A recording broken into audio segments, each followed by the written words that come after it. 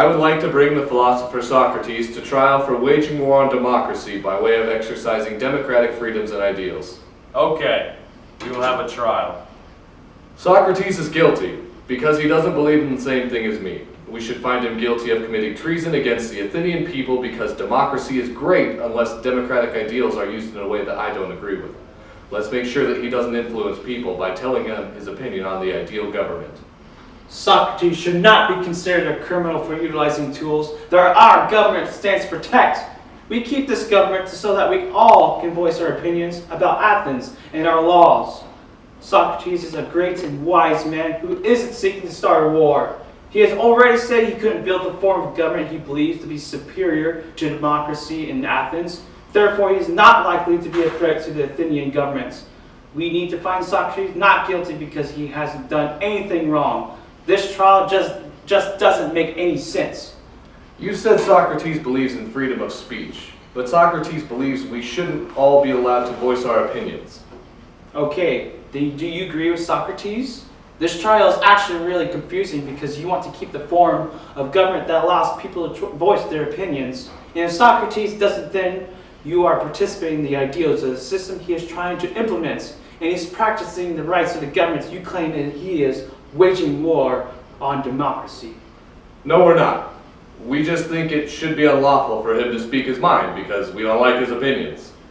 How is that different from the tyranny of the 30? Oh! He just broke the law! No, I didn't. The law says Athenians are not allowed to talk about the supporters of the 30. It says nothing about the speaking of the 30 tyrants themselves. So anyway, Socrates is a threat to society. How is Socrates a threat to society? I propose we ostracize Socrates so he can keep his citizenship and wills, but he can't vote or be in Athens. What is ostracism? It's like exile, but he keeps everything and goes on a 2-vacation year. Yeah, it sounds like a punishment. Let's make him an ostrich. What good does it do to kick him out of Athens since his students seek him out? Wouldn't they just leave town for a while to study and then come back with the same outcome? Whatever it may be, that they would have had it if he were here. This isn't the time to decide a punishment. We haven't determined whether he is guilty or innocent yet. Can we take a vote? All right, we'll vote. A long and tedious session of voting pursues. It looks like what is probably going to happen is that Socrates is guilty. Maybe. So we'll say he's guilty. Woo! Yeah! So what is his punishment? You haven't voted on the punishment yet. Oh, right.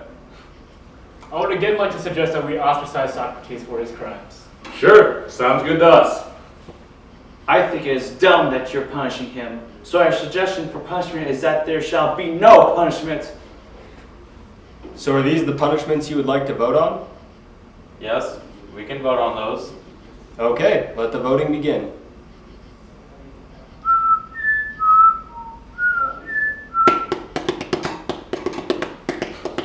The votes are in. It has been decided that there shall be no punishment for Socrates.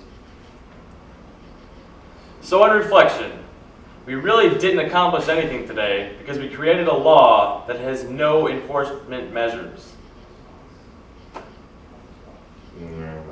Did. I don't know, I mean, maybe like...